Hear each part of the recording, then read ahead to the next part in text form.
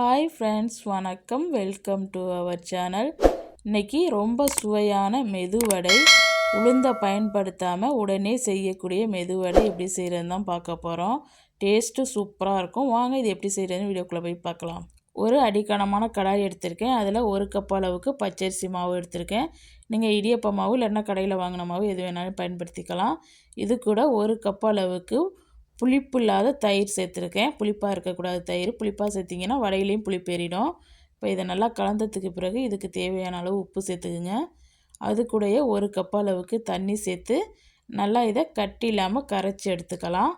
ரொம்ப கட்டி தயிராக சேர்க்காமல் கொஞ்சம் தண்ணி ஊற்றி கலக்கிட்டு அப்புறம் சேர்த்துக்குங்க. நான் அப்படி தான் சேர்த்துருக்கேன். இப்போ இதை நம்ம தோசை மாவு மாதிரி கரைச்சி எடுத்துக்க போகிறோம். அதனால் நான் இன்னும் ஒரு அரை கப் அளவுக்கு தண்ணி சேர்த்துருக்கேன். பாருங்கள், இந்த மாதிரி தோசை மாவு மாதிரி மாவு கரைச்சாச்சு. இப்போ நம்ம ஸ்டவ் ஆன் பண்ணி இதை ஒரு 5 நிமிஷத்துக்கு இந்த மாதிரி கலந்துக்கிட்டே இருந்தீங்கன்னா கொஞ்சம் நேரத்துலேயே கட்டிப்பட கிளம்பிடும். பாருங்கள், முன்னாடியோட இப்போ நல்லா கட்டிப்பட கிளம்பிடுச்சு. இந்த மாதிரி தொடர்ந்து மிக்ஸ் பண்ணிக்கிட்டே இருங்க.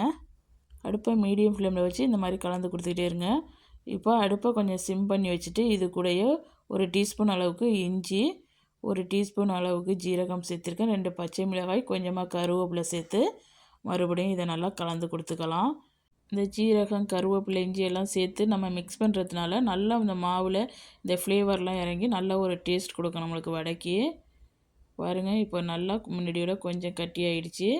இப்போ தொடர்ந்து இந்த மாதிரி மிக்ஸ் பண்ணிகிட்டே இருக்கலாம். நல்லா மாவு வெந்து வரணும். இந்த அளவுக்கு நல்லா வெந்து வந்துருச்சு. இப்போ அடுப்பை ஆஃப் பண்ணிவிடுங்க. இந்த மாதிரி நீங்கள் கையில் தண்ணியை தொட்டுட்டு மாவை தொட்டிங்கன்னா கையில் ஒட்டாமல் வரணும். அந்த அளவுக்கு வெந்திருக்கணும். இப்போ இறக்கியாச்சு. இப்போ இது கூட நான் கொஞ்சமாக கொத்தமல்லி தழை சேர்த்துக்கிறேன். அது கூட ஒரு மீடியம் சைஸ் வெங்காயத்தை கட் பண்ணிவிட்டு சேர்த்துருக்கேன். இப்போ இதையும் சேர்த்துட்டு நல்லா மிக்ஸ் பண்ணிக்கலாம். இது கூட நீங்கள் மிளகு வேணாலும் சேர்த்துக்கலாம். நான் மிளகு சேர்க்கலை இன்றைக்கி. இப்போ இதை நல்லா கலந்தாச்சு.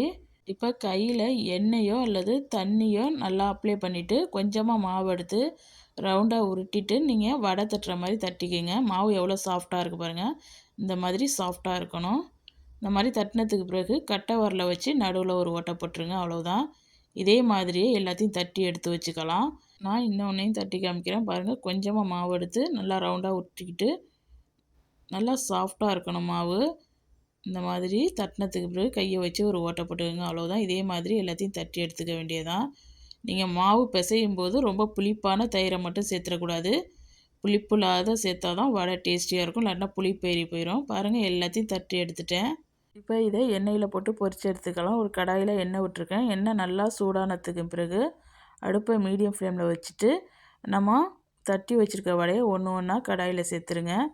எவ்வளோவுக்கு போட முடியுமோ அந்த அளவுக்கு போட்டுக்குங்க. நான் ஒரு 5 இது சேர்த்துருக்கேன். இப்போ ஒரு பக்கம் கொஞ்சம் வெந்ததுக்கு பிறகு திருப்பி போட்டுக்குங்க.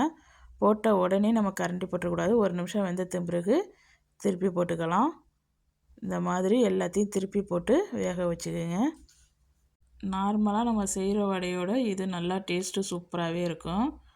இது கலர் சேஞ்ச் ஆகி நல்லா கோல்டன் ப்ரௌன் கலருக்கு வரணும். அந்த அளவுக்கு நம்ம இதை வேக வச்சு எடுத்துக்கணும். நல்லா பரட்டி கொடுத்து நல்லா வேக வச்சு எடுத்துக்கோங்க. முன்னாடியோட இப்போ கலரு கொஞ்சம் சேஞ்ச் ஆகிருக்குது பாருங்கள். நல்லா கலர் கொஞ்சம் சேஞ்ச் ஆகிருக்குது. இன்னும் கொஞ்சம் நேரத்தில் நம்ம வெளியில் எடுத்துடலாம். ஒரே பக்கமே வேக வச்சிடாமல் நல்லா இந்த மாதிரி திருப்பி திருப்பி கொடுத்து வேக வச்சுக்கோங்க. இப்போ நம்மளுக்கு வடை ரெடி ஆகிட்டு பார்த்தாவே தெரியும். கலர் நல்லா சேஞ்ச் ஆகிட்டு நல்லா மொறு மொறுன்னு சூப்பராக ரெடி ஆகிடுச்சு பாருங்கள். இந்த மாதிரி வந்திருக்கணும். இப்போ இதை நம்ம எல்லாத்தையும் வெளியில் எடுத்துடலாம். இந்த அளவுக்கு வெந்த உடனே வெளியில் எடுத்துருங்க. அவ்வளவுதான். நம்மளோட சுவையான மெதுவடை சூப்பராக ரெடி ஆகிடுச்சு. மேலே நல்லா மொறு மொறுன்னு உள்ள நல்லா சாஃப்டாகவும் இருக்கும். கண்டிப்பாக நீங்களும் உங்கள் வீட்டில் ட்ரை பண்ணி பார்த்துட்டு எப்படி வந்துச்சுன்னு கமெண்டில் சொல்லுங்கள். இந்த வீடியோ பிடிச்சிருந்துச்சுன்னா இந்த வீடியோக்கு ஒரு லைக் கொடுங்க. மறக்காமல் என் சேனலை சப்ஸ்கிரைப் பண்ணி வச்சுக்கோங்க. இந்த வீடியோ பார்த்த அனைவருக்கும் நன்றி.